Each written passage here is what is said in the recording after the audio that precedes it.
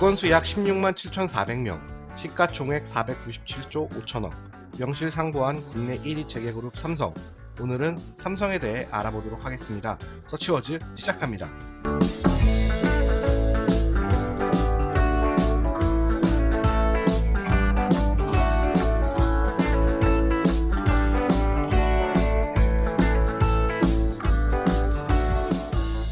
트렌드 키워드 지식 배틀 서치워즈. 오늘은 6화 삼성이라는 키워드를 가지고 문을 열어보겠습니다. 오늘도 문프로님, 민바님, 그리고 백작가님 세 분 나와주셨습니다. 다들 잘 지내셨나요? 네. 네, 안녕하세요. 네, 안녕하세요. 네, 다들 반갑습니다. 저희가 그동안 종교, 범죄, 국제문제 얘기까지 되게 다양한 키워드를 다뤘는데 오늘 드디어 재계까지 다루게 되었습니다. 나름 의미가 있다고 봐요, 저는. 이거 잘못 말하면 안 되는 거 아니에요? 재계를 다뤄도 되는지 모르겠네. 쥐도새도 모르게. 우리 방송이 영향력이 제로라서 아, 그렇죠. 존재 자체도 모르기 때문에 네. 편하게 하셔도 아무 문제 없을 것 같아요. 삼성 쪽에서 방송 문제 있다고 연락 오면 진짜 영광 아닌가요? 굉장한 노이즈 마케팅이 되지 않을까. 히트 치는 거죠. 이재용 삼성전자 부회장이 대국민 사과를 한 거 다들 아시죠? 네. 네, 대국민 사과를 하시면서 엄청난 발표를 또 했어요. 세습 경영과 무노조 경영 이 두 가지를 포기하겠다라고 하면서 또 이슈가 됐는데 이지우 군이랑 이원주 양 이제 그 이재용 부회장의 두 자녀분들은 좀 섭섭하기도 할 것 같은데.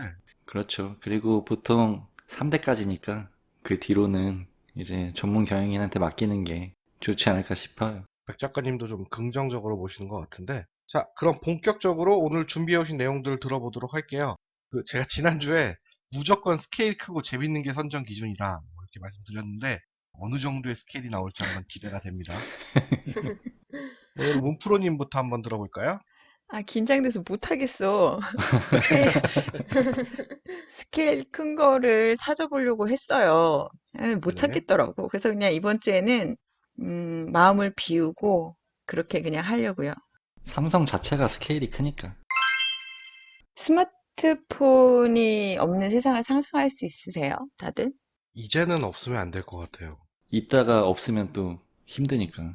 요즘 중학생들 영어 교과서 지문 같은데도 이 스마트폰에 관련해서 거북목 이런 걸 방지하는 내용 같은 것들도 지문에 실려 있고 그렇거든요. 뗄 수가 없잖아요, 우리 생활에서. 그렇죠. 이 휴대폰 하면 삼성이 우리나라의 모바일폰의 대표라고 해도 되지 않을까요? 그래서 제가 이제 삼성 광고를 통해서 볼 수 있는 이 휴대폰의 역사를 좀 찾아봤어요. 갤럭시의 역사가 되는 건가요? 그 이전 애니콜부터. 한참 거슬러 올라가는구나. 네, 스케일 어떻게라도 이게 좀 길게 멀리 좀 해보려고. 애니콜 이제 모르는 세대도 많을 텐데. 그러겠다. 우리나라에 이 1988년에 휴대폰이 등장을 했어요. 88 올림픽 직전에 이제 등장을 했는데 그때는 벽돌폰이라고 모토로라 제품이었는데 이때는 가입비까지 해서 한 400만 원쯤 됐다고 그래요. 와, 그 당시 400만 원이면 지금으로는 훨씬 더 가치가 있는 금액일 거 아니에요? 그쵸. 그 당시로 했을 때도 서울 전셋값과 거의 맞먹을 정도였다라고 해요. 예. 와, 나는 그게 비싼 거보다 전셋값이 400만 원이었어요? 그랬다네요. 와, 진짜 그게 대단한데? 지금으로 따지면 4천 되겠다. 4천에 서울 전셋값이 어디 있어요, 요새? 부동산의 가치가 더 많이 오른 것도 있겠지만 어찌됐든 그때 당시에 구할 수 있는 전세가 있었던 그 정도의 가치라고 해요. 그러니까 그때 당시에는 이제 완전 부의 상징이었죠. 삼성전자도 88년에 아날로그 휴대폰 시장에 이제 뛰어들게 되고 본격적으로 휴대폰 사업에 집중을 한 건 1994년부터라고 해요. 이때 한국 지형이 강하다라는 카피를 내세워서 이 애니콜이란 브랜드를 출시를 한 거예요. 지금은 우리가 이제 삼성 휴대폰 하면 갤럭시로 대표되지만 이때는 이제 애니콜이었던 거죠. 어렴풋이 기억이 나요. 어렸을 때는 애니콜, 걸리버 이런 것들이 좀 기억이 나요. 그러니까 걸면 걸리는 걸리버. 맞아요, 맞아요. 휴대폰 광고를 보면 그때 당시에 이제 이 휴대폰이 어떤 기능을 이제 탑재를 하게 되고 이것이 어떻게 진화가 되는지가 보이는데 그때 지금 말씀해 주신 것처럼 걸면 걸리는 걸리고 이랬을 때는 그전에 잘 안 걸렸다는 얘기잖아요.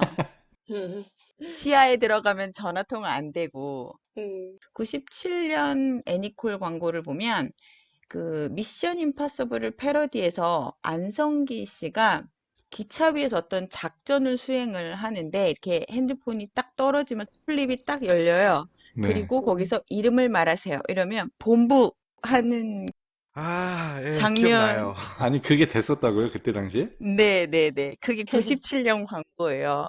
대박. 그러니까 본부를 부르고 말로 전화가 걸리는 거죠. 그리고 그 광고의 카피가 이제 초경량, 음성 자동 다이얼 이런 거였어요. 이때부터 2G로 전환이 되었던 거고요.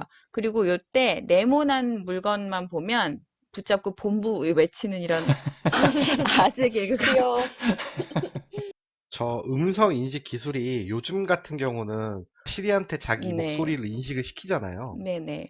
그럼 인식을 시켜 놓으면 내 목소리의 자연어를 이해를 해서 제가 다른 말을 하더라도 이 사람이 무슨 말을 한다는 걸 이렇게 알아듣는 이런 기술인데 이 당시만 해도 제가 기억하기로 본부라는 걸 저장하려면 본부를 제가 직접 말을 해서 저장을 하는 시스템이 있어요. 아, 아, 그러니까 만약에 100명을 저장한다 그러면 100명의 이름을 다 말해야 되는.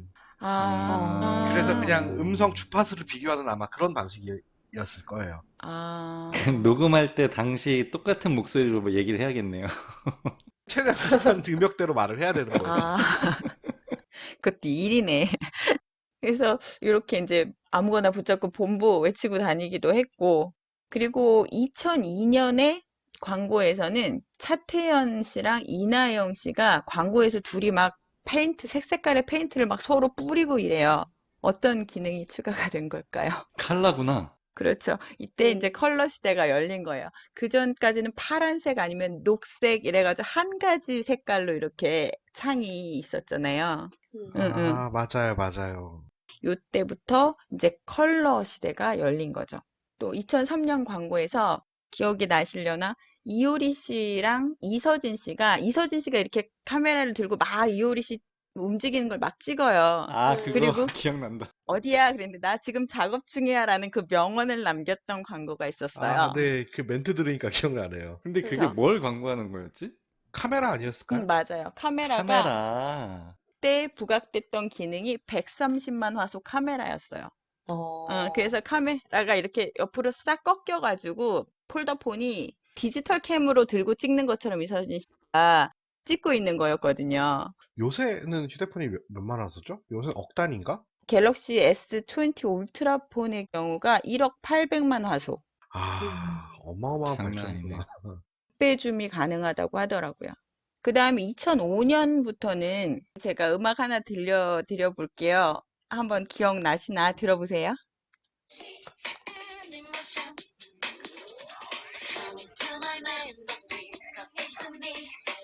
아, 이거 엄청 유명한 노래 아니에요?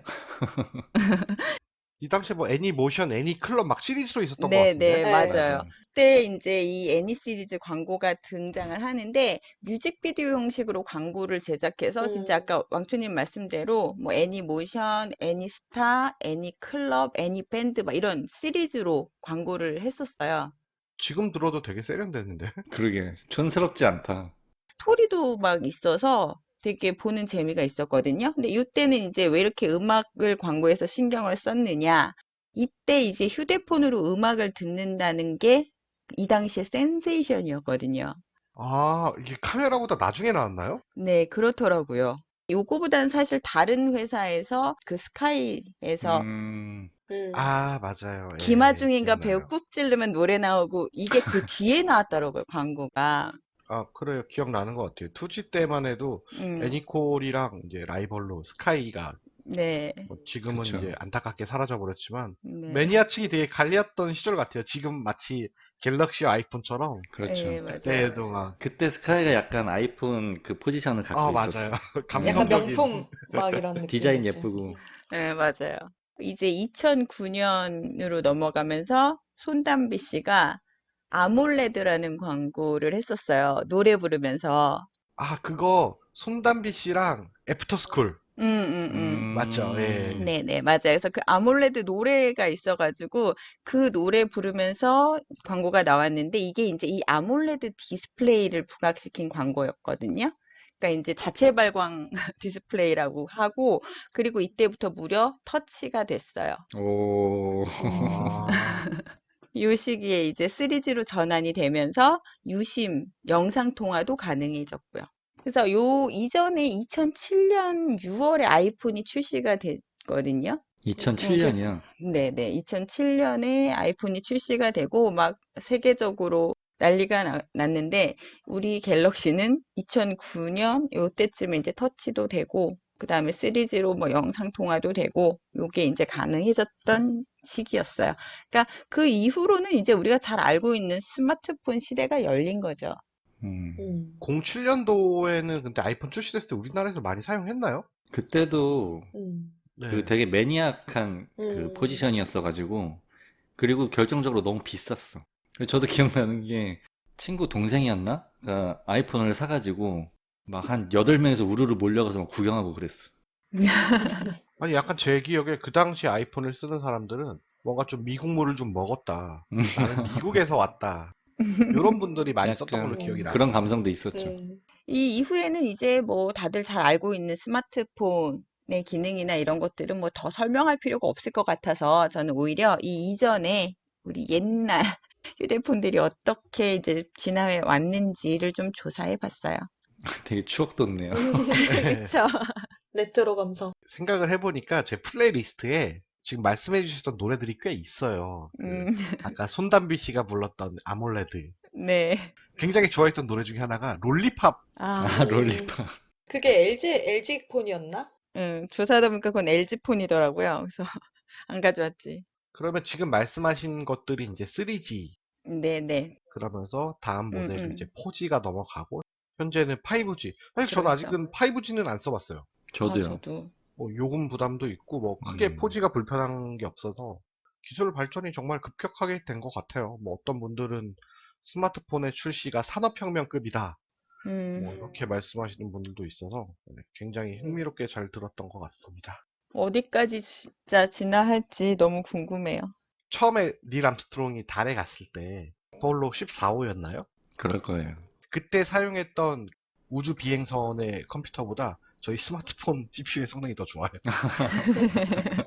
우리 그럼 납득할 스마트폰 있으면 만하네요. 우주 갈 수 있구나. 이게 스케일이 뭐 제가 원하는 스케일은 아니었지만 제 감성을 자극하는 내용이어서 한번 기대해 보셔도 좋을 것 같네요. 아, 네. 네, 그럼 다음 민바님 얘기 한번 들어볼게요. 네, 안녕하세요. 민바입니다. 저는 먼저 제 얘기를 하기 앞서가지고 여러분들께 질문이 있는데요. 우- 네. 네. 네, 우리나라 최고 정보 수집 기관은 어디죠? 국정원 국정원. 아닌가요? 국정원일 것 같은데. 네, 맞죠. 국정원이죠. 아, 맞아요? 네, 다른 데 아는 데도 없어. 정보기관. 반전이 없어서. 네, 근데 대한민국에는 국정원을 능가하는 최고의 정보기관이 있었습니다. 어딜까요? 아, 국정원을 능가하는 네, 기관이요? 우리 키워드가 삼성이잖아요. 네. 한번 유추해보세요. 아, 흥신소. 답을 말씀드리자면 바로 삼성의 네. 미래전략실인데요. 이 음, 미래전략실이 하도 문제가 많아가지고 2018년도에 해체가 되긴 했어요. 근데 어쨌든 한때는 국정원 위에 삼성이 있다고 해서 삼성정보원이라고도 불렸는데요. 아, 맞아요. 그래서 오늘은 국정원을 능가하는 삼성의 정보력에 대해서 한번 말해볼까 합니다. 저는 미래전략실이라는 단어를 많이 들어봤는데 네. 그냥 단어만 듣고 나서 뭔가 좀 성과가 좋은 그런 부서인 줄 알았거든요. 아, 미래전략이라는 이름 자체가, 그쵸? 그런 게 전혀 아닌가 봐요. 네, 조금은 다른 일을 하는 부서라고 알려져 있는데요. 어떤 일을 한 부서였는지 제가 말씀을 드릴게요. 얼마 전에 더불어민주당 비대위 대표도 하시고, 최근에 미래통합당 선거대책위원장도 지내신 분 있잖아요. 네. 네. 김정인. 네, 김종인 대표가 회고록을 냈는데, 거기서도 이런 구절이 나와요. 나도 적지 않은 시간 동안 박근혜를 바로 옆에서 도왔지만 최순실의 존재를 알지 못했는데 삼성은 정확히 최순실을 비선 실세로까지 알고 있었고 최순실의 허영심이 어느 정도인지 무엇을 좋아하는지 딸에 대한 애착이 어느 정도인지 아주 정확히 파악하고 말을 선물했다. 우와, 네. 엄청나네. 예, 그러니까 말을 선물한 어떤 그 이유들이 아주 명확한 거죠. 그래서 나름대로 이런 노련한 로비 방법을 총동원했다는 이런 구절이 나올 정도로 삼성의 정보력은 대단한데요. 근데 무엇보다 삼성이 가진 정보의 힘은 양보다는 질에 있다고도 볼 수 있어요. 특히 이 삼성이 가진 정보들은 그 삼성의 고위 임원들의 네트워크를 통해서 얻어지는데요. 보통 삼성 임원들의 네트워크는 대한민국 정재계 모두에 다 뻗쳐 있다라는 썰이 있습니다. 네, 물론 이 같은 정보는 다 적재적소에 가능한 로비를 위해서라는 네, 썰도 있고요. 삼성공화국을 만드는 1등 공신인가 보네요. 네, 그 대단한 정보력을 바탕으로 어떻게 보면 우리나라 정재계를 모두 다 장악을 한 거죠. 계속 말씀을 드리자면 2017년도에 삼성이 관리한 우리나라 대외기관 핵심 인사 리스트가 있는데 그 리스트를 보면은 저도 이 리스트를 봤거든요. 영상으로. 근데 이게 네. 되게 좀 놀라웠던 게 조직도가 쭉 있어요.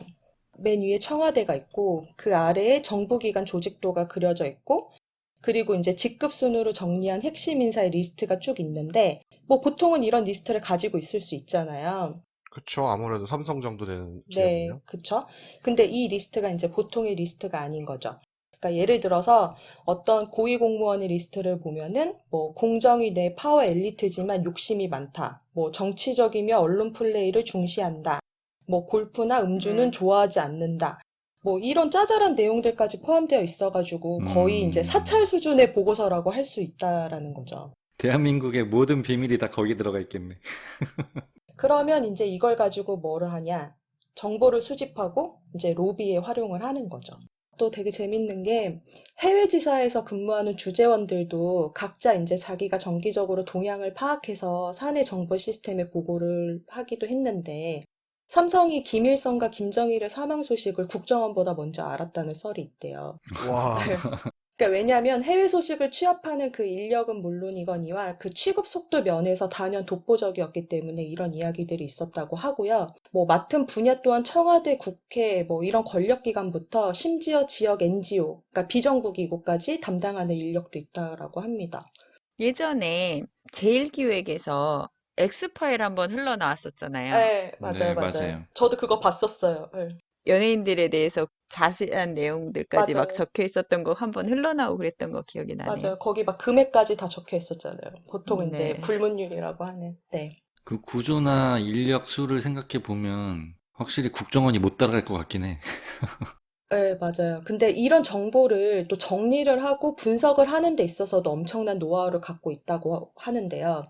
삼성은 국내 기업 중에 일단 가장 많은 데이터베이스를 구축을 하고 있고, 이 정보를 분석하는 노하우도 최고 수준인데, 이것은 이제 자체 보유한 인물 데이터베이스와 연결이 되어 있대요.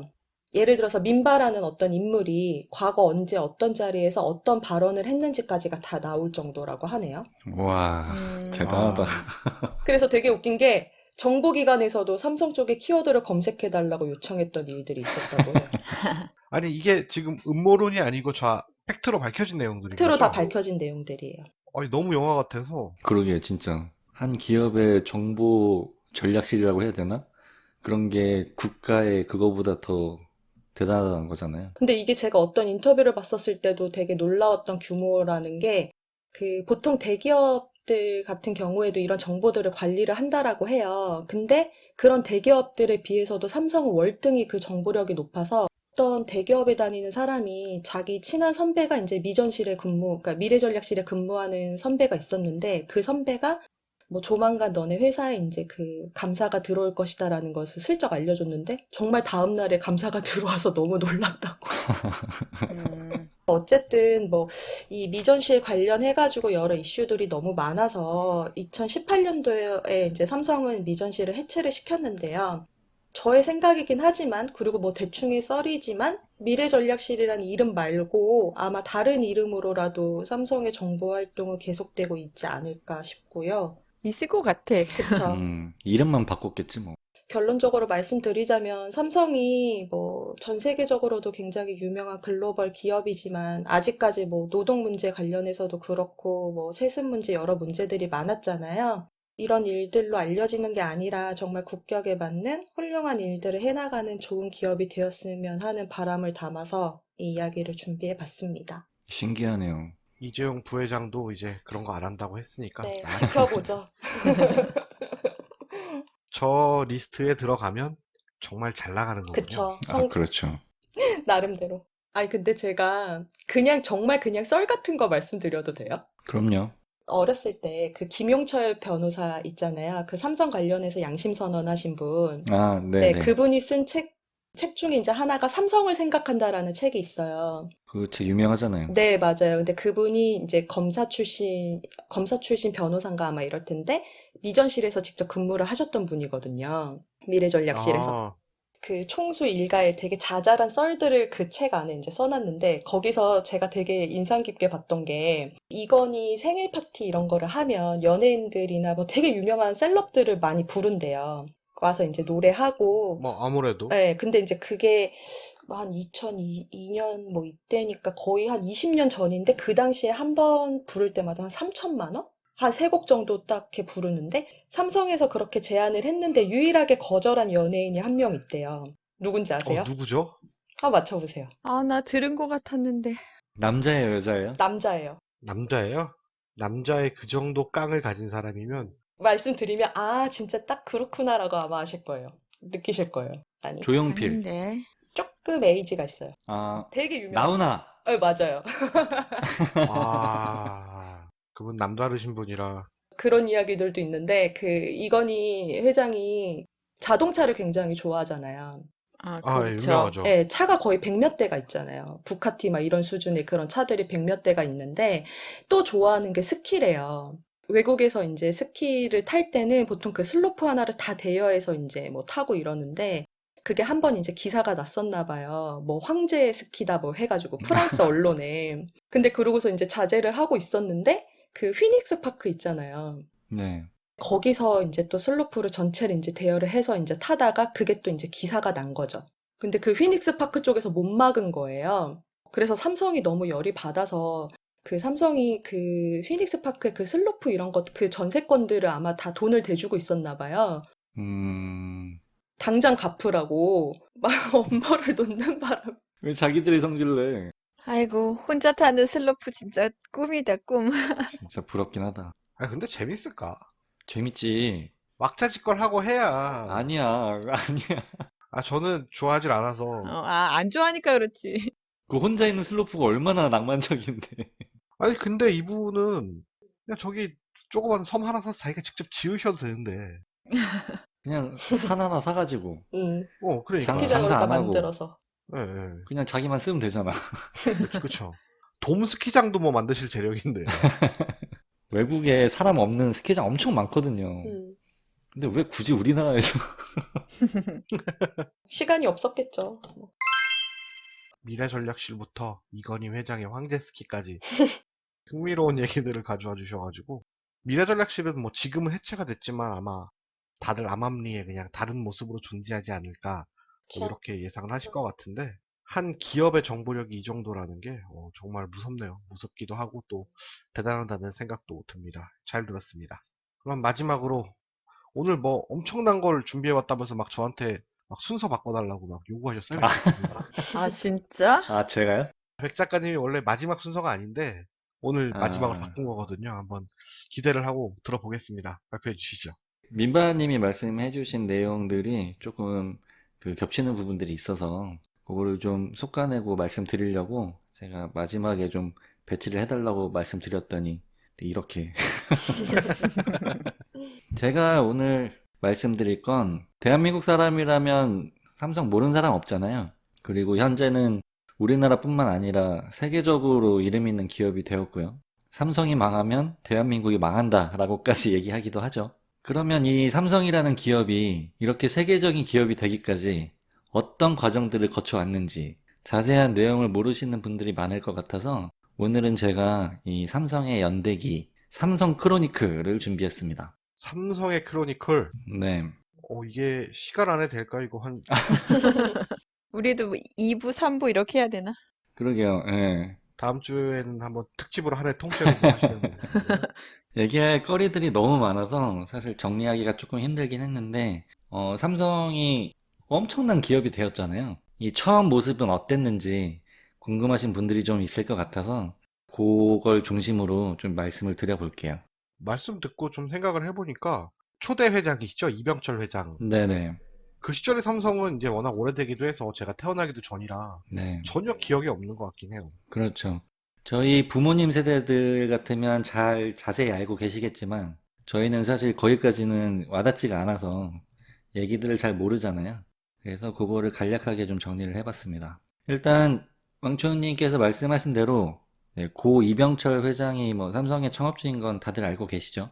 이 이병철 씨가 일제강점기였던 1938년에 29살의 나이로 대구에서 자본금 3만 원으로 지금 가치로 따지면 한 3억 정도 된다고 해요. 와, 네, 이미 금수저였죠. 맞아요. 이미 부자 집안 아들이었던 걸로 알고 있어요. 이것도 무슨 투기하다가 망해서 그 남은 돈으로 한 거라는데 남은 돈이 남은 돈이 3억이면 3억? 네. 그 3억으로 삼성 상해를 세우게 됩니다. 아, 삼성상회.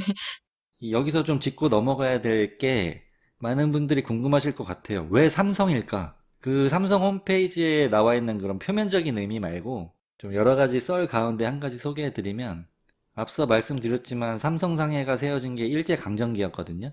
창업주인 이병철 회장도 일본에서 유학을 했었습니다. 당시 일본에서 가장 잘 나가던 대기업이 미쓰비시 같은 기업들이 있었다고 해요. 아유, 전범기업. 그렇죠. 그래서 이 기업들의 이름을 따라서 비슷하게 지었다는 설이 가장 유력하다고 해요. 아, 미쓰비시가 무슨 뜻이에요? 미쓰비시가 한자로 쓰면 삼성이랑 비슷한데 반대로 얘기해서 삼성을 일본어로 읽으면 미쓰보시로 발음됩니다. 아, 네, 진짜 따라했구나. 네, 미쓰비시도 있고 뭐 미쓰이 같은 그룹이 지금 아직까지도 일본에서 굉장히 유명한 기업들이거든요. 그 발음이랑 비슷하게 미쓰보시로 삼성을 지었다는 설이 가장 유력하다고 하더라고요. 아, 홈페이지에 적을 내용은 아니네요. 그리고 사실 이것도 그냥 썰이라 네, 뭐 확인된 바는 없고요. 어쨌든 삼성상해를 세워서 처음에는 우리가 생각하는 것과 다르게 건어물이나 농산물 판매 등을 주로 했어요. 주요 상품이 별표국수였다고 하는데요. 이 별표국수가 잘 팔리긴 했는데 그 당시에 경북에 이제 소표국수나 풍국면 같은 업계 1, 2위 국수들이 있어서 별표국수는 결국에 폐업했다고 해요. 이 별표국수를 폐업하면서 전략을 수정하게 되는데 이제 42년에 뭐 조선양조 인수를 시작으로 해서 본격적인 인수합병 전략을 펼쳐요. 삼성이라는 기업은 여러 계열사를 설립하거나 인수합병 전략을 통해서 규모를 키운 기업이라고 볼 수 있거든요. 그러다가 한국전쟁 이후에 국가를 보증인으로 세워서 차관을 받아오는 등의 그런 정경유착을 통해서 자금력을 확보하게 되고 점차 대기업으로 성장하게 됩니다. 뭐 좋은 방법으로 성장한 건 아니군요. 그렇죠. 열심히 일해서 기업을 키웠다고 하기엔 좀 어려운 상황이죠. 결과가 좋아서 다행인 거구나. 그래서 이제 슬슬 아시는 이름들이 나오기 시작하는데요. 이제 53년에 그 유명한 제일제당을 세워서 처음으로 이제 제조업을 시작했고요. 지금은 이제 삼성으로부터 독립해서 CJ로 사명을 변경했죠. 제가 이 CJ 공채로 직장 생활을 시작했는데 연수 받을 때 보면 이 CJ 역사가 항상 여기서 시작해요. 1953년. 앞에 건 안 알려줘요? 아, 그쵸, 그쵸. 그거는 우리랑 상관없으니까. 우리가 최초로 국산 설탕을 개발했다, 막 이러면서. 그래서 계속 듣고 있으면서 지금 설탕 공장에 취직했나? 이런 생각이 들긴 하더라고요. 그리고 54년에 제일모직 세워서 양복 사업도 하고요. 58년에 안국화재를 인수해서 금융업도 하고, 그러다가 66년에 중요한 사건이 발생하죠. 사카린 밀수 사건이라고 하는데요. 일본 미쓰이 그룹과 공모해서 사카린을 밀수해서 들여온 사건인데, 이 사건이 삼성에게 굉장히 중요한 분기점이 됩니다. 이 사건 때문에 이병철 회장이 일선에서 물러나게 되고 장남이었던 이맹희에게 삼성그룹의 경영을 맡기게 돼요. 그리고 둘째인 이창희가 사카린 밀수 사건의 책임을 지고 감옥에 가게 되거든요. 물론 1년 만에 다시 나오긴 했지만 이러던 와중에 이병철 회장이 은퇴를 선언한 지 2년 만에 갑자기 화려하게 컴백을 하게 됩니다. 장남 이맹희의 경영이 마음에 안 드는 거야. 그래서 이맹희를 쫓아내요. 쫓겨나서 막 대구와 부산에 산간벽지를 떠돌았다고 하던데 이 과정에서 후계자 자리를 노리고 왕자의 난을 일으켰던 둘째 이창희도 역시 숙청당하게 됩니다. 숙청. 무슨 조선시대 이야기 같죠? 삼성 왕조. 그때만 해도 이렇게 네네. 되게 가문을 중시하던 시절이잖아요, 지금보다. 그렇죠. 그래서 웬만큼 막 살아도 그냥 장남 했을 것 같은데. 맞아요. 예. 장남 차남을 그냥 동시에 없애버리는 게 좀. 저도 그게 신기했어요. 첫째, 둘째 다 잘려 나가고 그렇게 해서 우리가 지금 잘 알고 있는 셋째 이건희가 삼성의 후계자가 되게 된 겁니다. 이건희가 그 사카린 밀수 사건 수습하고 그 삼성그룹의 안정을 위해서 많은 노력을 했다고 해요. 그래서 이병철 회장이 복귀한 이후에 삼성전자의 부사장이 되죠. 삼남이라는 것도 저 솔직히 처음 알았어요. 아, 그래요? 네. 당연히 뭐 장남이나 이럴 줄 알았어요. 그리고 뭐 그 뒤로는 아시는 대로 뭐 탄탄대로입니다. 74년에는 한국반도체 인수해서 뭐 지금은 반도체로는 뭐 전 세계를 씹어먹고 있죠. 75년에는 또 특이하게 한국 기업 중에 최초로 공개 채용을 실시하기도 하고요. 77년에는 삼성종합건설을 세워가지고 건설업도 하고 82년에는 삼성라이온즈 창단해서 지금까지 모기업과 구단명이 바뀌지 않은 두 개의 구단 중 하나로 자리 잡고 있죠. 또 하나는 어디예요? 롯데요. 아, 롯데. 네. 아, 맞다. 이렇게 뭐 모든 주류 산업에서 강세를 보이는 삼성이 또 유일하게 약한 종목이 하나 있어요. 모터와 관련된 산업인데 삼성자동차 같은 경우는 초기에는 평이 그렇게 나쁘진 않았는데 그거는 닛산 자동차의 모델이나 기술을 그대로 가져온 것이라 가능했던 거고 IMF 이후로는 뭐 거의 빈사 상태죠. 아까 은바님이 말씀해 주신 대로 이건희 회장이 자동차 매니아라는 거는 굉장히 널리 알려진 사실이잖아요. 그분이 소유한 1억 이상의 자동차만 124대라고 하고요. 1억 이상이요? 네. 차량 가격을 모두 합치면 477억. 그렇게나 많아요? 1억 이상 되는 차들이? 그래서인지 자동차는 사실 삼성의 오래된 수건 사업이기도 했어요. 이 회장님의 취미가 회사에 얼마나 악영향을 끼치는지 보여주는 사례로 언급되기도 합니다. 모터 관련해서는 이제 뭐 백색 가전이나 뭐 하드디스크 같은 거 잔고장이 많기로 유명하죠. 이런 부분에 있어서는 삼성이 좀 약하다. 그리고 민바님의 주제였던 사실 미래전략실 얘기를 사실 삼성 얘기에선 빼놓을 수가 없는데 아까 설명해 주신 대로 삼성그룹의 머리라고 할 수 있는 조직이죠. 회장 직속 참모 조직이고요. 각 계열사의 에이스급 부장들만 뽑아와서 몇 년 근무시키다가 임원으로 승진시키면서 돌려보내는 그런 구조라고 해요. 그룹 전체의 방향성을 결정하는 조직이니까 그 위세는 뭐 어마어마하겠죠. 프리메이슨 막 약간 요런 느낌. 그 연봉도 그 동급의 다른 부서 직책자보다 50% 이상 더 준다고 하고요. 근데 아까 말씀해 주신 대로 이 미래전략실이 뭐 최순실 게이트도 있었고 여러 가지 여파로 인해서 해체됐어요. 근데 이 미래전략실은 이 삼성의 그 계열사들을 수직적으로 지배하는 조직이기 때문에 미래전략실의 해체는 사실상 삼성그룹의 해체를 의미합니다. 현재는 각 계열사들이 각자 자율적으로 경영하는 체제로 운영되고 있다고 하거든요. 앞으로는 삼성그룹이라는 용어도 더 이상 사용할 수 없게 됐어요. 그룹 홈페이지나 그룹 블로그 같은 것도 다 문을 닫은 상태고요, 지금은. 아, 그래요? 네, 다 이제 개별적으로 움직이고 있다고 하더라고요. 이제 향후 앞으로는 지금까지의 삼성이랑은 모습이 다를 것 같다라는 생각이 좀 들어요. 네, 제가 오늘 말씀드릴 내용은 여기까지입니다. 긴 연대기였는데 정말 일목요연하게 잘 요약해 주신 것 같고. 네, 줄이고 줄였어요. 아니, 은근히 되게 초대 삼성의 모습은 제가 생각했던 것과 너무 달라서 네, 그 부분이 좀 흥미로웠던 것 같아요. 잘 들었습니다.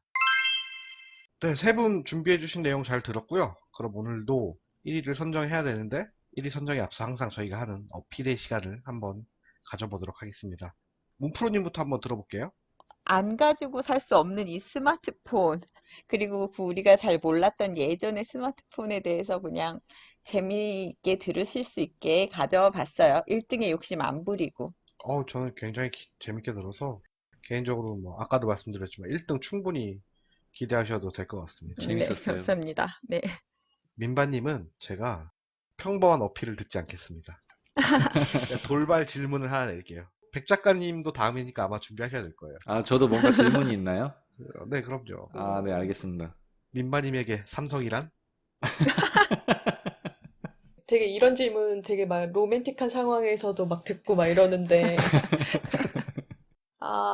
더 알아가고 싶은 것? 네. 아, 이게 이유가 있어요. 왜요? 자, 이제 포장해주세요.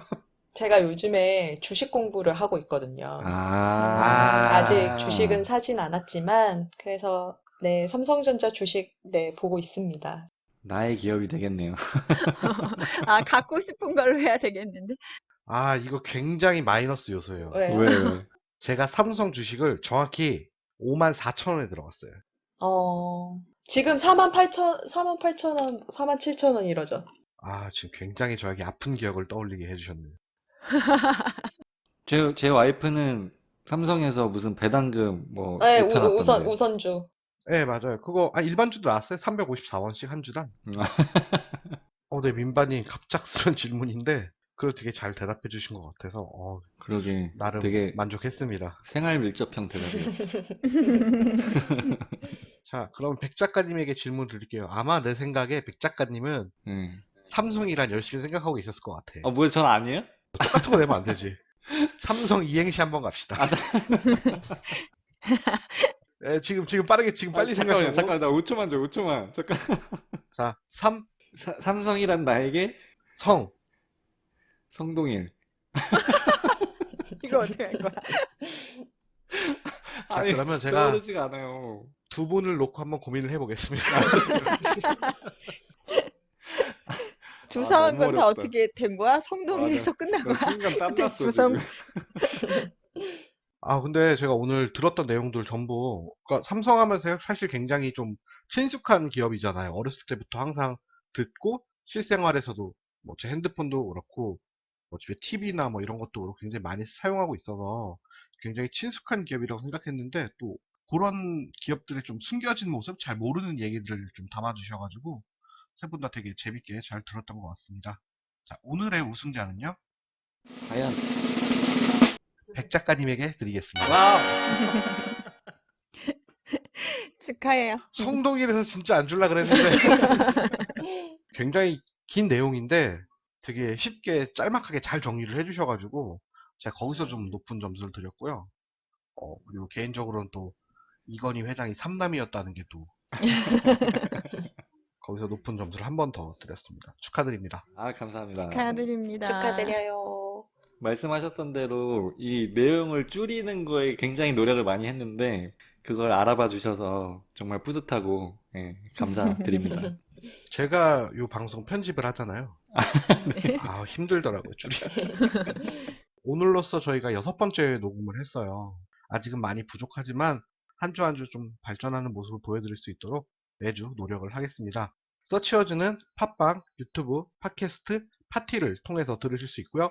듣고 싶은 키워드가 있으시거나 뭐 하고 싶은 말이 있으시다면 언제든지 댓글을 통해 남겨주시면 최대한 소통할 수 있도록 하겠습니다. 저희 댓글이 없어서 너무 힘드네요. 댓글과 구독 좀 많이 부탁드릴게요. 네, 오늘 서치어즈 6화 삼성 편은 여기까지입니다. 감사합니다. 감사합니다. 감사합니다.